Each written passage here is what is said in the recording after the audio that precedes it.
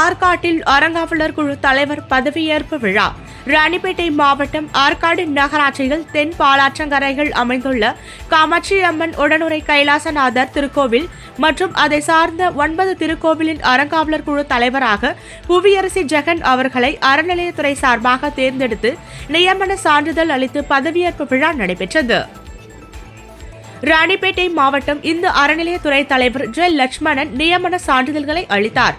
மேலும் உறுப்பினர்களாக தேர்ந்தெடுக்கப்பட்ட சுகுமார், தீனு ஆகியோருக்கும் நியமன சான்று வழங்கப்பட்டது. இந்நிகழ்ச்சியில் செயல் அலுவலர் வே சங்கர் மற்றும் அறநிலையத்துறை அலுவலர்கள், ஆற்காடு நகரமன்ற தலைவர் தேவி பென்ஸ் பாண்டியன், மகாத்மா காந்தி அறக்கட்டளை துணைத் தலைவர் பென்ஸ் பாண்டியன், ஆற்காடு திமுக மேற்கு ஒன்றிய செயலாளர் ரவி நந்தகுமார், ஆற்காடு 6வது வார்டு நகரமன்ற உறுப்பினர் ராஜலட்சுமி துரை, நாட்டாமைதாரர் பாண்டுரங்கன், மலர், சக்தி, மாரியம்மன் ஆலய நிர்வாகி துறை, நகரமன்ற உறுப்பினர்கள் ஆனந்த், பழனி, தெருவாசிகள், சிவபக்தர்கள் என அனைவரும் கலந்து கொண்டனர்.